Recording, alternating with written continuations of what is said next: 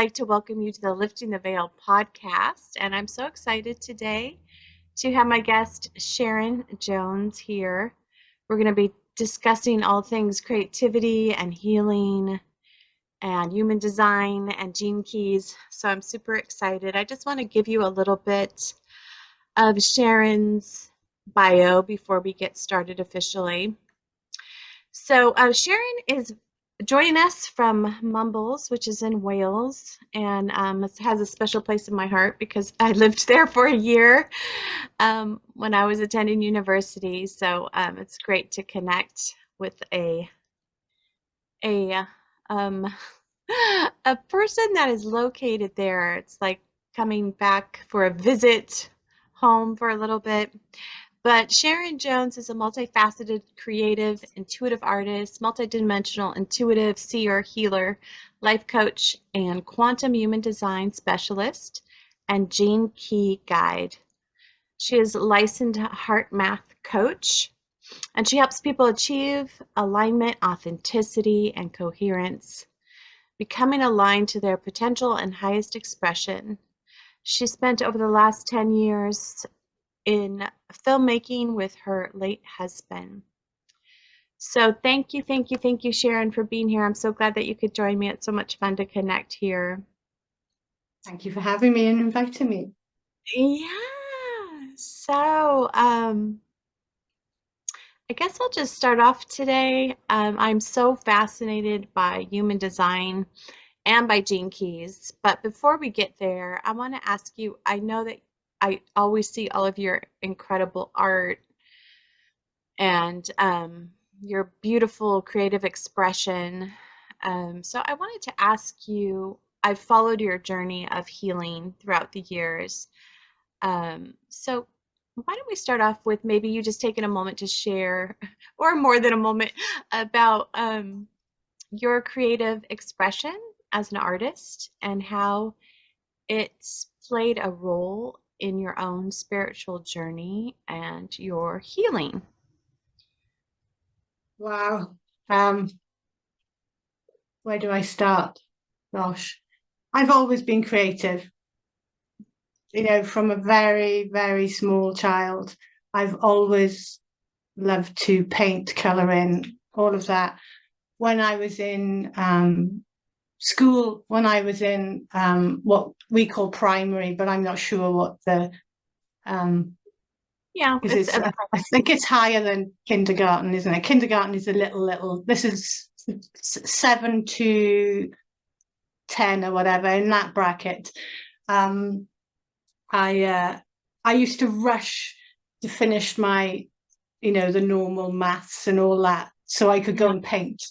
Do you know what I mean?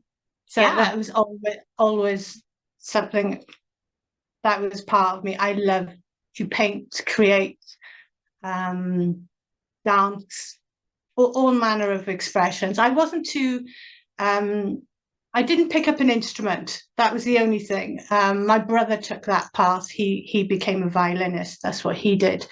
But I love music. I did sing in a school choir and stuff, but it's not something I focused on.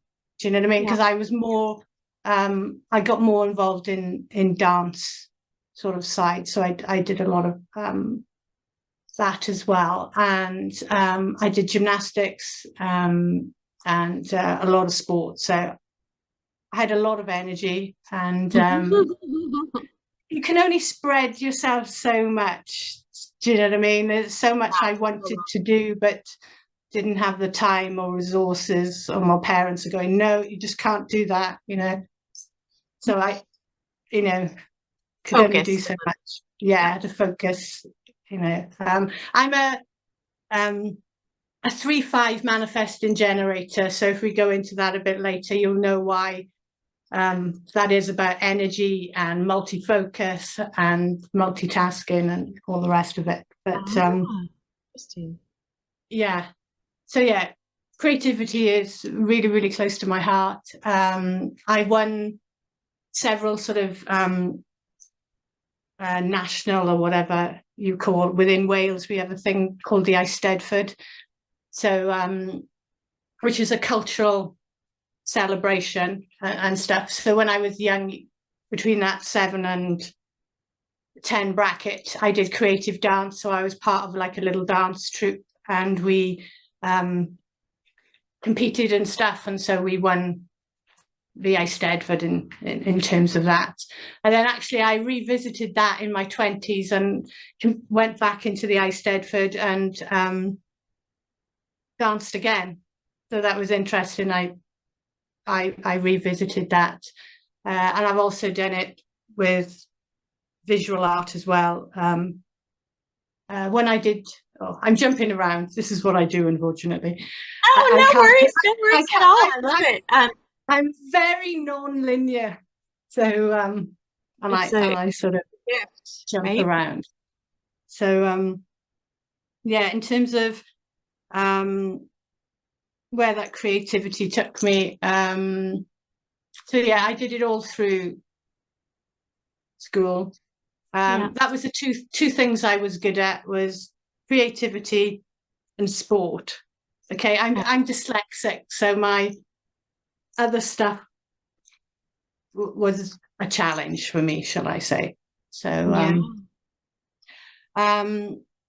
so then I had some challenges around the final. Well, you have graduation, we have A levels. I had some challenges. I had some health challenges. So I had knee surgery at 17, and then I had my wisdom teeth out. So I missed a lot of school, so I didn't do very well. And the university places, I didn't get the grades for, so I didn't make it. So I didn't take art at that time because parents and everybody else was sort of saying, you can't make a career out of art, don't do it. So Yeah, so common, right? yeah, Hmm.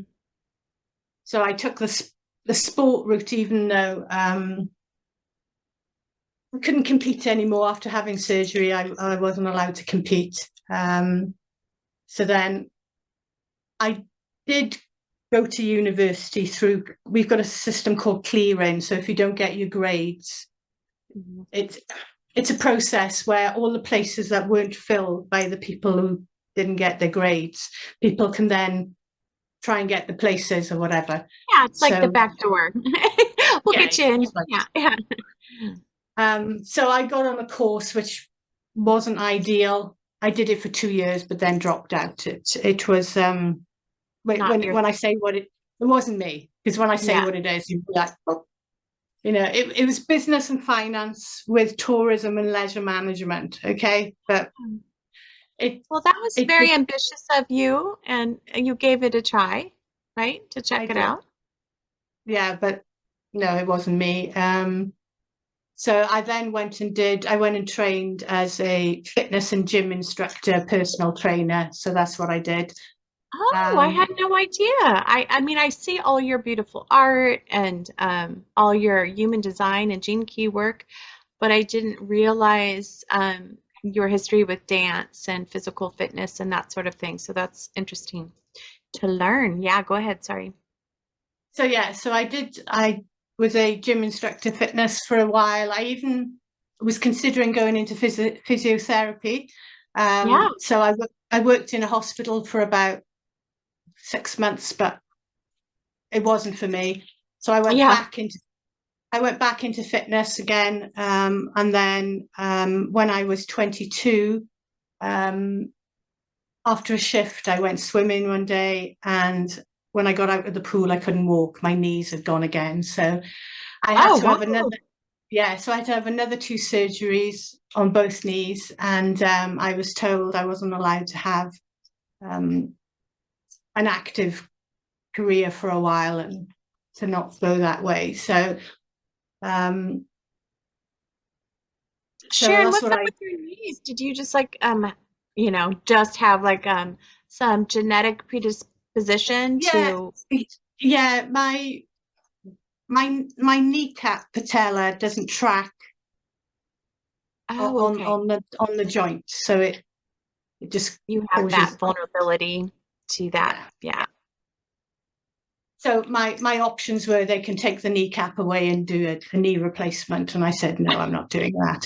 I'll just give up doing what I was doing, which was really hard because it had been part of my identity. But that's another thing we can go into later with human Yes. design, because there's a reason for all of that. And so yeah, so I gave that up. I didn't work for a while because obviously I was in rehab to be able to walk again, blah blah blah, because it was both knees. And And how old were you at this time? 20. I think 22, 23. I can't remember. I might have had to wait 6 months for the surgery, so it was in between 22, 23 sort of thing. And that's when I met my first husband as well. Oh. Um, yeah, but we won't go there. Yeah, good idea. um, uh, so yeah, so I gave up doing that career. Um, there was a few things I was trying. I did get a modeling contract, but my first husband wasn't happy with that, so I dropped it. And then, so I just want to I got a normal office job, which is so not me. Yeah, yeah. I hated it. Got very depressed in the process of, obviously I couldn't do what I was doing, and then trying to fit myself as a, whatever you want to call it, a round peg in a square hole or whatever. Yeah, yeah. I just didn't fit. So I got sacked from the job because I took so much time off.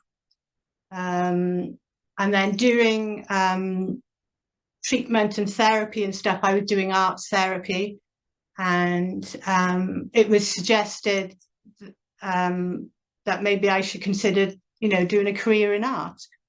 And so I was like, oh, I don't know, I wasn't very confident or whatever, because obviously depression and Yeah. anxiety really knocks your confidence, self-worth, and all of that.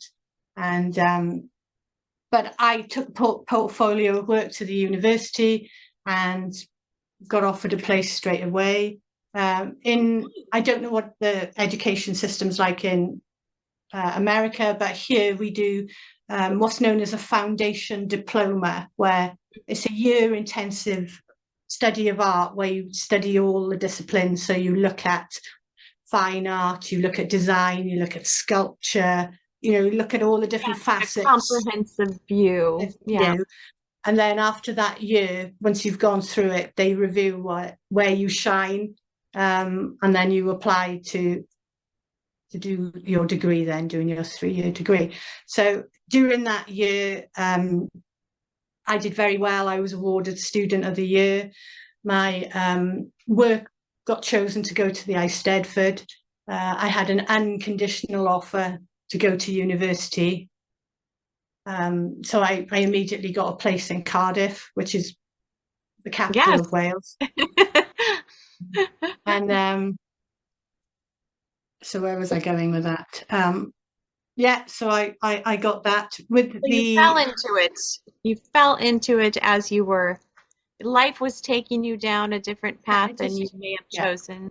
Yeah. yeah, You because really as I said, excelled. part of the, Yeah. the treatment for depression and stuff was to be creative, and that what was felt most me. When I Mhm. created, it brought me joy. It gave me a sense of purpose, a sense of joy, something to express, something to find myself, something to connect to myself. Yeah. It's like when I create, I get answers, or I discover things about myself. Do you know what I mean? Yes, I So do. I do know what you mean, and I'm starting to intuit a theme. It's like you appear to be a very like hands-on person, very like involved, very kinesthetic, and trying to continually trying to fit yourself into something that's not that, right? To please, social norms or people's ideas about who you should be and what you should do. And then finally beginning to find a place where you could land and really enjoy. um, who you are, like, you Mm. know. So, you know, it's, I don't know. I can't remember if it was you or somebody else. Um, I was reading a post yesterday, but it was like, the reason why we come to the planet is to create or for recreation or recreation. And that, you know, instead of trying to fit ourselves, I think it was Prince. It was an interview with Prince. And he was like, instead of trying to fit ourselves, like the anxiety of trying to fit ourselves into a 9 to 5 job and be so upset and angry and stressed out all the time is wasn't why we came here to the planet. So I was just thinking about that as you were speaking. Well, we are creative beings, so our natural state of being is creating and expressing ourselves. Do you know what I mean? Yeah, that's all we're doing all the time. But you know, our culture likes to put people in boxes and categories, and like some people are creatives, and you know, some people are business. But I mean, business is extremely creative. You know, maybe not in the way that art is, but it's still like that's the foundation of our humanity. So yes, I totally agree with you. Yes. So yeah, when my work got chosen for the Eisteddfod, unfortunately, where it was there was 11 students chosen from every university around Wales, Yeah. and the work was stored in this warehouse before exhibiting or whatever. And these, I don't know what you call them in America, joyriders. You know, when you steal a car, Yeah. and so they stole a car, joyride, and then they trashed the car, set it alight, and it was next to the building where the art was, and so all the art got destroyed. So That's it. I was so What are the I chances, was right? I know. I was heartbroken. I was like, it knocked me for six because I had put my Heart identity and and confidence and self-worth in my work. And so it knocked me. Do you know what I mean? Whereas yeah. it's not in your work, it's in you. So you can always create more, but it did really, really knock me. So when I went into my degree, started my degree, I was a bit on feeling a bit Unstable. shaky, Yeah, yeah, unstable. And the yeah. whole of the first year, what I did, because I thought, I'm not having this. I knew the Eisteddfod was insured. So basically I took them on and Yeah. I rounded up all the students. I got in touch with every student whose work was selected, and Mhm. I was the spokesperson for the I think 11 students or whatever it was, and I took Mhm. on the Eisteddfod, and we all got reimbursed monetarily, you know, from the work Oh, that and we you're a lost. social organizer as well. That's actually the fighter element is actually in my chart, but we can hopefully talk about that because I can see the time running on or whatever. So Yes, yes.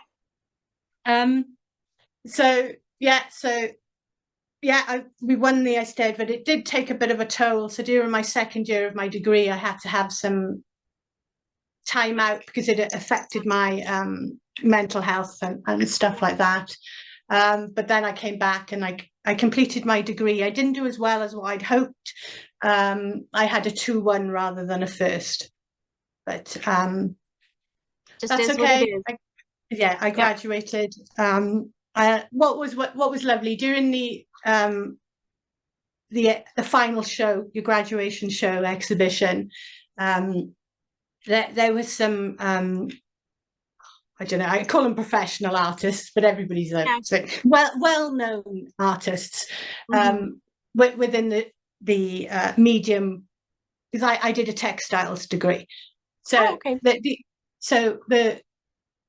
there was two well-known textile artists came to the show, and they said to me, don't be disappointed that you didn't have a first, because it means that you just didn't reach your potential, and so you Yes. still have Yeah.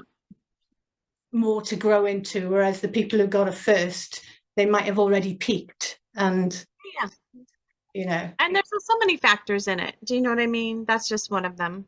But When I met you, when I first got to know you, you were in the process of like all that backstory that you just told me. I didn't know, right? Because right when I met you was I think you were in the process of like your Phoenix Rising process of like transforming your health, your physical well-being. And I witnessed that from afar, of course, because it was all online. We've never met in person. So I want to hear more about that because I never really got to connect with you about what happened and how did that become available to you, and was it actually connected through your art, or was that something separate? It's obviously a part of it. Do you know what I mean? It's just that, Yes. you know, we're all multifaceted. We're all like diamonds. Do you know what I mean? Multi-dimensional. Yes. Yeah, multidimensional, multifaceted. This is how we are. Do you know what I mean? So basically, um, from my degree, I got from the degree graduate show, I got chosen. There was three artists from the whole of the art school got chosen, and so I was immediately, my work was chosen to go into an exhibition, and then we made that into a touring show. So I did Oh, that, wow. and then I got, when I graduated then as well, I got approached to become a lecturer. So for 4 years, I lectured in art and design. So I taught at what we call A level and vocational A level in a further education college. It might be called like a community college with you. So Yeah. Hmm. I taught for 4 years in that. Obviously, in the background, I was married. My first husband, blah blah blah. I shouldn't have married him. I didn't listen to my intuition. Um, he wasn't happy with me doing the art degree, and obviously, I was totally evolving during that. And so, while I was teaching, I when I was stable in the job and stuff, I chose to get a divorce. Yeah. So that's what I did. The other thing that's in the background again, which you may not know of, I don't know. I was actually in Christian ministry as well. So I was in the church. This is something I again wrestle to try and fit myself in, because I had all these abilities. The church doesn't agree with all of them, shall we say? Now, when you say abilities, you're referring to like intuitive, yeah. Yeah, being a seer Yeah. and all of that. I mean, the word seer is actually in the Bible. It's more, they use the word prophetic more. So I was known as having a prophetic art ministry. Oh, And so I did that. I used to paint live in the church when you had worship at the beginning of a meeting service. I was in the more charismatic church. I didn't start that way, but the way my journey evolved, I became in the more sort of charismatic American style churches. So when the worship was on, I was on the stage painting live, channeling oh, pictures wow. I had no and idea stuff about like that. this. So Yeah, interesting. so I did that. I got invited to Thailand, and I was one of 40 global leaders who wrote a paper on creativity in the church and all of that. So I did that. Um, and then from that, I sort of went all over the place teaching workshops in churches and Bible colleges and different things. I came to America, came to Colorado and did some workshops. Wow. Um, uh, the divorce was a little bit tricky. It's not like most people were, because I didn't have children, but I got through it. Yeah. But it took its toll. Plus, there was things going on in the college where I was teaching, which didn't resonate with me. So in the end, I actually gave that up. And I tried to get a full-time creative ministry off the ground. But that didn't happen. And so I went into serious depression again. This time it was quite serious, because not that the other times weren't serious, but because I'd been suicidal times before, but I became suicidal again. And in 2009, I was really, really, really suicidal. I was about to take my life, and I cried out to God, the universe, whatever you want to think. And I said, look, I cannot do this anymore. Everything I try to do is a struggle, and I can explain that after. It's really hard for me. I just cannot do this anymore. And then this amazing presence entered the room where I was, and it gave me the strength to keep on going. So then I went back. Sharon, hold the thought there. I just want to stop on this point when you say there was this amazing presence that entered the room. Like, what? I know it's probably impossible to put into words, actually, but what was your experience of that? Besides, like, what was amazing about it? Like, how did you experience that in your body? Like, I just want to take a minute to really tune in. It's amazing. It's amazing. It's like I became one with the presence. Do you know what I mean? So it felt like in every cell of my body, I felt ecstatic or bliss or whatever you want to call it. I felt loved. It was amazing. But I can actually explain that in a minute. Was it like a knowing, or just like a It was many, many, many things. And then during lockdown, this is where I jump around non-linear. During lockdown,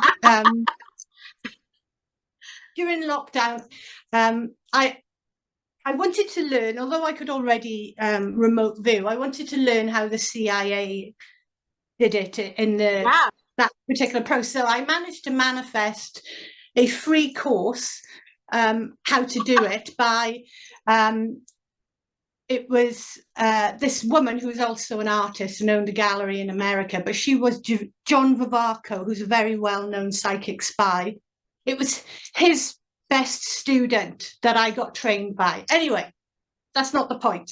Well, it is, because I just got this flash, like, oh my God, that creative vision of the artist, right, is so connected to the scene or the prophetic vision, which is very connected to the idea of being able to remote view. I mean, it's the same faculty, right? Yes. That's what I'm like, oh, boom, boom, boom. Just lined up for me in a new way. So thank you for that. Artists make very good remote viewers. And intuitive psychics. Mm-hmm. Yes, exactly. Go ahead. And so you studied with this incredible woman that was like the top of her. So I learned how to work how they work, but I didn't like it because it's very formulaic and there's stuff you've got to do, and I won't go into that. Anyway, well, it's not good for nonlinear people, you know. Yes.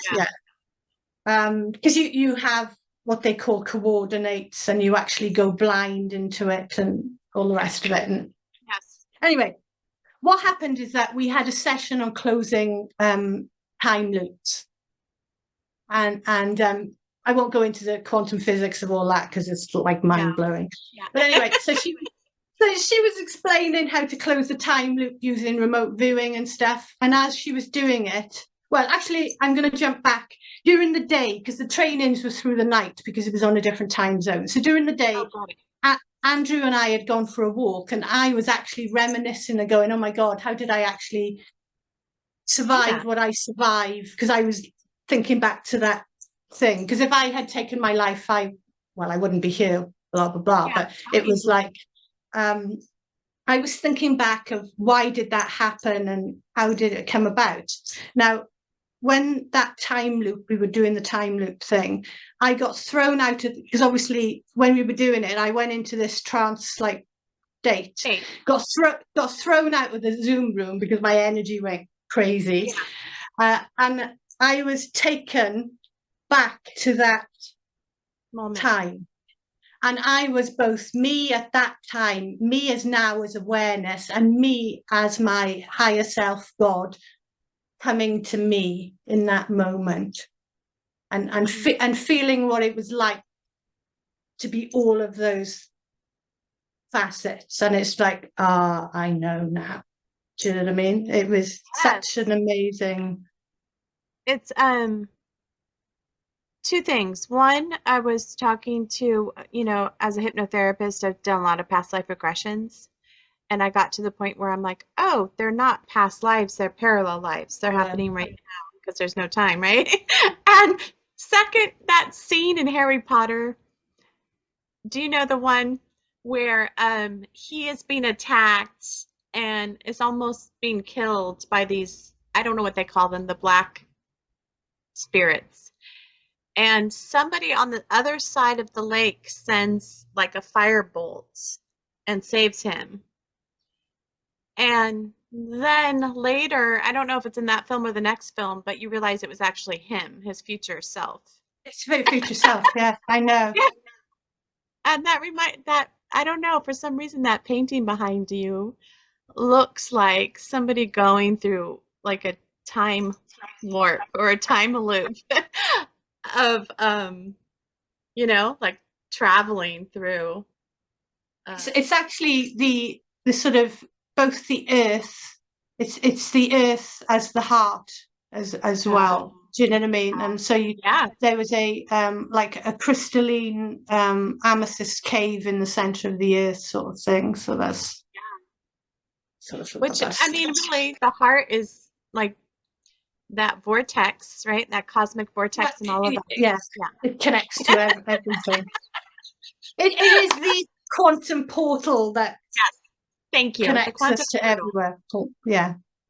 So this, so you were able to, through this time loop and this training, you were able to see how you were connecting to three facets of yourself that had previously been unconscious, like you weren't aware that these three aspects of yourself are working together. No. I had knowledge, but I didn't have embodiment or whatever.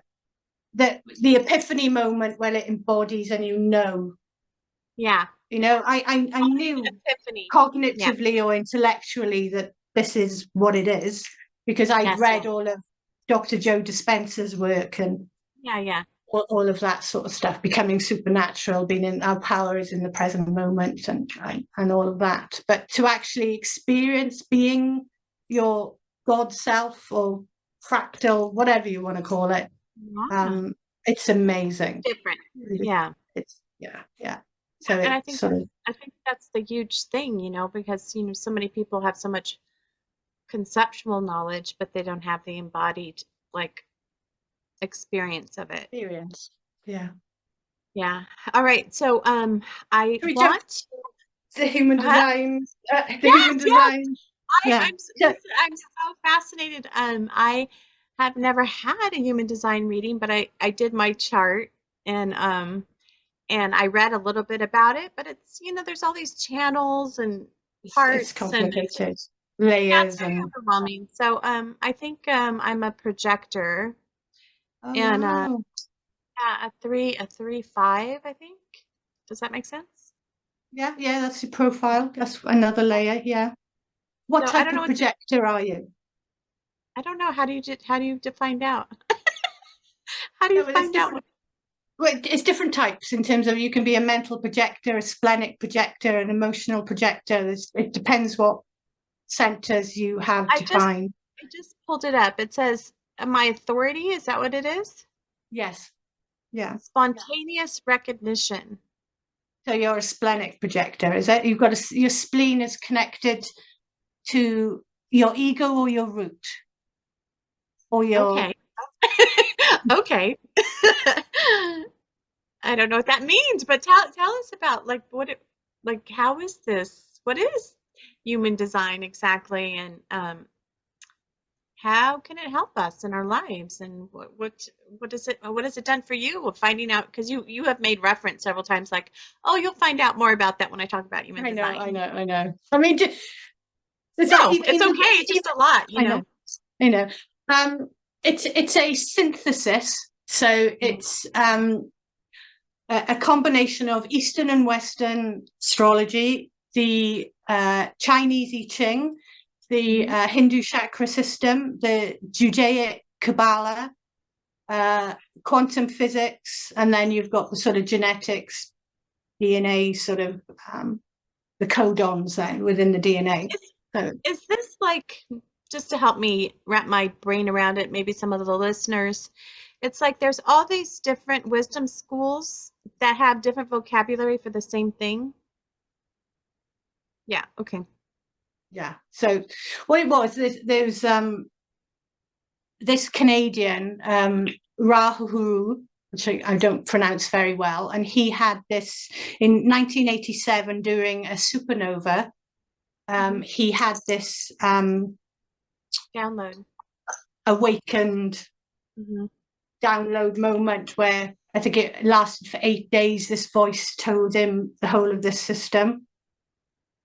And it totally obviously changed his life and stuff. And then he went out then to You're share it with the world. So mm-hmm. so it is a very complex system to learn. And then GeneKeys sort of one of the guys who trained under Ra, as he was learning it and doing it, he was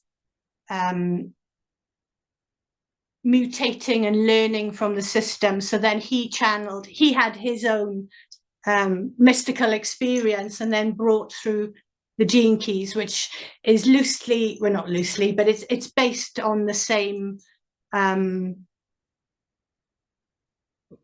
Schools of thought. astrology and all of that. But it's human design is the logical and the masculine and the mechanics of our energetics, and Gene Hmm. Keys is the feminine intuitive, and it's the healing sequence of Mm. how we awaken and heal, sort of thing.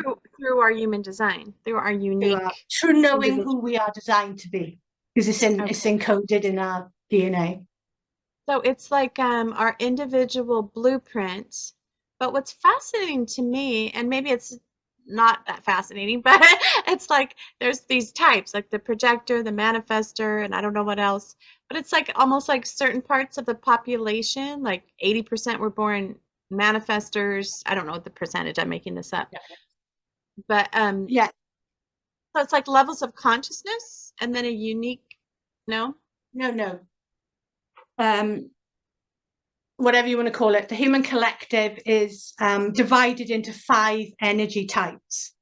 Okay. Okay, and they each have a different role and purpose on the planet to do. So their energy signature aura is different to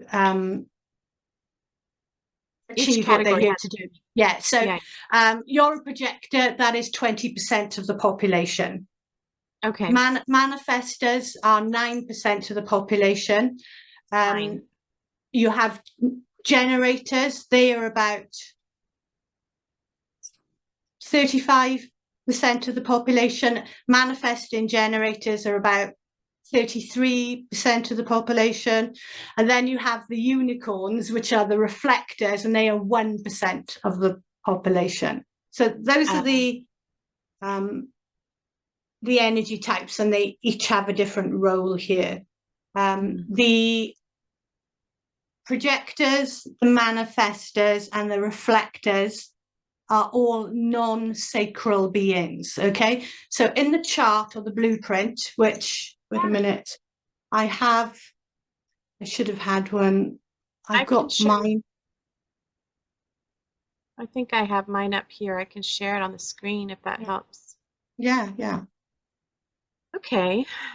Go ahead while I'm putting it up if you want to talk. So in the blueprint chart, body graph, as it's called, there are 9 energy centers. So if we look at when you're studying the chakra system, it's 7 energy centers. But in this, it's 9, because in 1781, there was a shift or an evolution in consciousness in humanity with the discovery of the planet Uranus. Okay. Oh. So what happened is that the heart chakra split in 2. And so in the middle, you've got, Can you see that? yeah, I can see that. So the diamond in the middle and the triangle, that's the heart chakra split in 2. And then the 2 triangles either side of the square lower down, that's the solar plexus, which is split into the spleen and the emotional solar plexus. Okay. So in that 1781, that's when the projector type was born. And they are here to guide humanity. They are very wise in how they can help the generators use their energy more wisely. So you here have got, you are what's known as a splenic projector. Is that what you, well, you're split definition actually. So you've got your head and ajna. So you've got, I haven't heard it. Yeah, I'm not sure. I haven't actually heard that term because I don't know what this has been run on. I'd have to run it on my own software to see what it is. But basically, with I'll tell you, you have part of the human design process is that you have what's known as a strategy and authority, and that is your own intuitive decision-making process. So you're not, everyone is not designed to make their decisions with their mind. Okay, we've got other processes. So as a splenic projector, what I would call, you've got an intuitive, in the moment decision. It'll be very subtle and you won't get it again. So once you've missed it, it's gone. Okay. And you've got the channel, what is that looking like? Is that the channel 28 or you've got the 32? That's the 3254, yeah? I'm looking at. Yes, 3254. It looks 54. Like black, and it's black and red. Yeah. Right. Let me explain about the black and the red. So you can see the words on there, conscious and unconscious. So everything is black is conscious. That is your mind, your personality, or your soul side. This is what you should be aware of, you're conscious of, okay? And then the red is your unconscious, your design, or your body, okay? Yeah. And when you have 2 gates that join to make a channel, that's when you get definition in the centers. So this is there's me moving my what do you call it, little arrow round. Of course you can't see me moving it, but I was just pointing to the spleen and the root. So where was I going? Well, you were telling about the black and the red. Right. So I've done that. But what I was wanted to say was about strategy and authority. So with a projector, what you are here to guide people, but you are here to guide your own people or your own, so what you call soul family or tribe. But you have to be recognized or invited to share your wisdom. Yeah, that's the part that really is annoying to me. Like, I think when I read something about waiting around for invitation, I was like, I don't know about that, and I put it away because I was like, I don't. I know, because it's a challenge, you know, because we are living in a world that is so action orientated, and it's like, yes, you manifest, you initiate, it's the hustle. No, we're all designed differently. You do not have a defined sacral here, the little square, the second square at the bottom. This is life force energy. you do not have consistent life force energy. So you have to be very wise with your energy, because you can burn out very, Yeah, very quickly. I have. So this is And why I do. you need to be wise who you are sharing your wisdom with. Yeah. So that is why if you initiate a conversation, or if you uh, whatever, if you make the move to do something, it is not going to be successful for you, and it's going to be met with opposition, because they're not going to be your people or your tribe. Audience. So because your audience will come to you, they will see you, they will know you, and they will ask for your wisdom. Yeah. And so you don't have to hustle, you don't have to push, it'll come to you.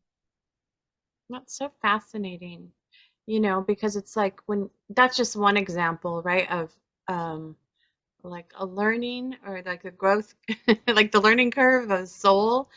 It's like, and it probably everyone has a different version of this, of like their particular version of engagement for their soul.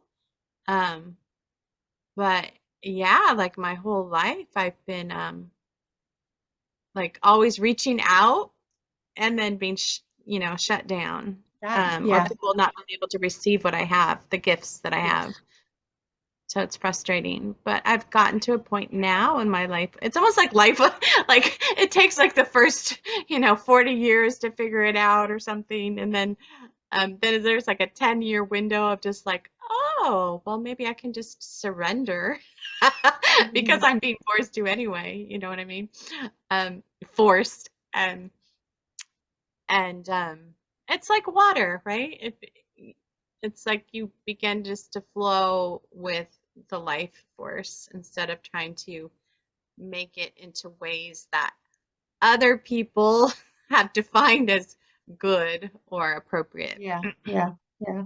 Your conscious sun is in the gate 19. Now that's known as the gate of sensitivity. So you will be also extremely sensitive, and Yeah. that can manifest in multiple ways. Do you know what I mean? But everything else in your chart will be amped up to be extremely sensitive. So where you are white in the chart Mm-hmm. is where you are absorbing and amplifying other people's energy. So Yeah.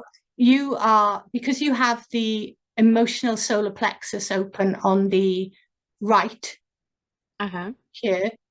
You are what's known as an emotional empath. So you are absorbing other people's emotions and amplifying them. Amen, sister. That's it. I'm extremely intuitive empath, and I just didn't realize I didn't there was no vocabulary available to me in my family for that. Do you know? Mm. Like no recognition, no validation, no like that's even a possibility. So it wasn't until um well, years later until I'm getting the depth of it as Yeah. like an asset versus a what's the opposite of an asset? Yeah, something that was costing me a huge amount Deficit. of connection. What? Deficit. Is that the opposite of? Yes. Yeah, Yeah. sure. I like it. I'm going to close this down just because I would love for you to read it all day, and maybe we'll do a session. Maybe we'll do a session after. Yeah. Uh, Yeah. Do a reading I or something, isn't it? would like that. Because I've always been fascinated. So now when you are doing human design for people, you are helping them interpret their chart for them, and then laying on the other part, or like not laying it on, but kind of also looking through the lens of the gene keys. GeneKeys, yes. So that shows all your core wounds, and Oh, so great. yeah. So you have a core wound you came in with, what you were born with, and that is what you're transmuting, or whatever you want to call it, for your Humanity. ancestral line, for humanity. You're here, your core wound, and then you have three other wounds, which are the 7-year cycles. Yes. So that you have the first 7-year cycle. So you have a wound with that's known as your SQ. And that's your SQ is where you connect with your inner child and you open your heart. Then you have I'm moving backwards here. Yeah, that's fine. And then I'm just going on the chart, so I'm moving in a different way. So the next thing is EQ, which is your emotional quotient or emotional intelligence, and that is the wound between 7 and 14. So that's your emotional wound. And then you've got a wound then, which is your mental wound, which is between 16 and 21. So there's a whole sequence is called the Venus sequence, and it's all about healing relationships, opening your heart, and all of that in the GeneKeys. So that's just so amazing. I have a special affinity for Venus. I just do. But that's so fascinating because one of my I don't know if it's really a strength. It was more of a survival response, but my intellect. I have like a really sharp, well-developed intellect. It's almost like excessive.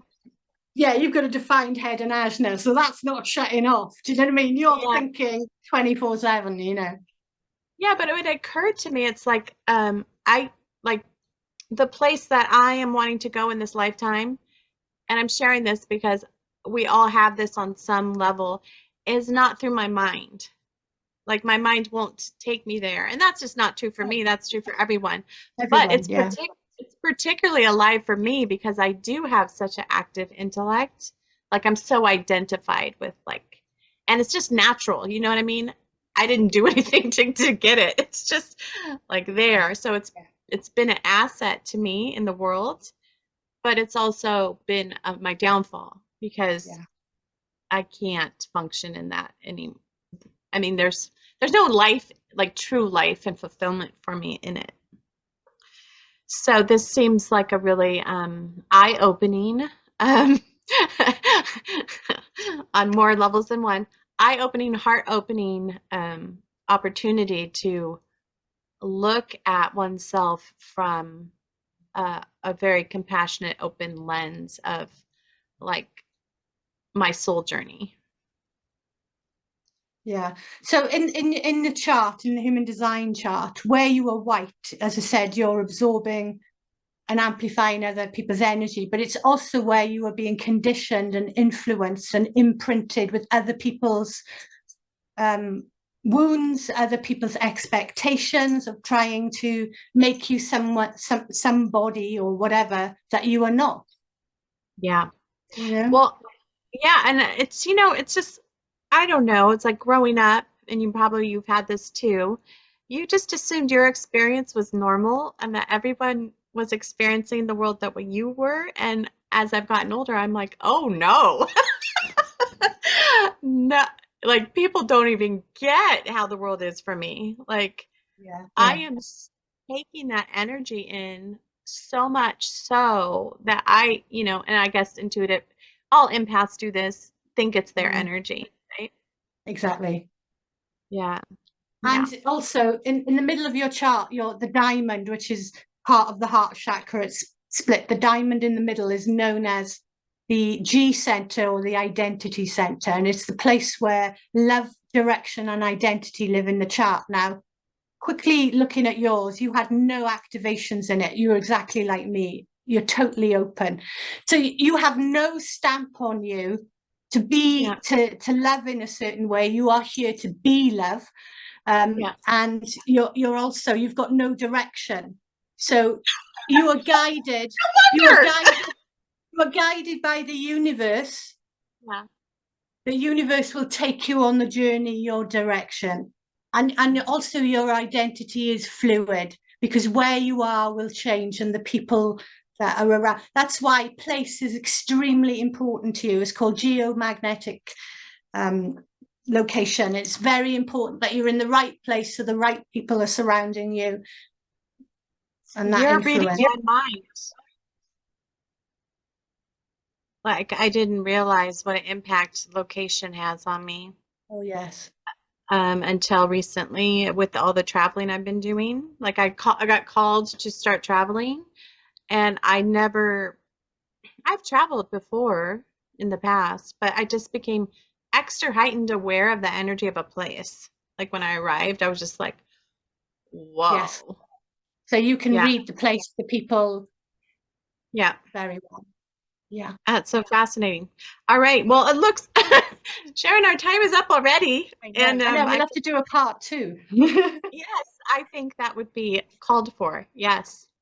But I just want to let all the listeners know, the viewers, if you're watching, that I will be putting all of Sharon's contact information, her website.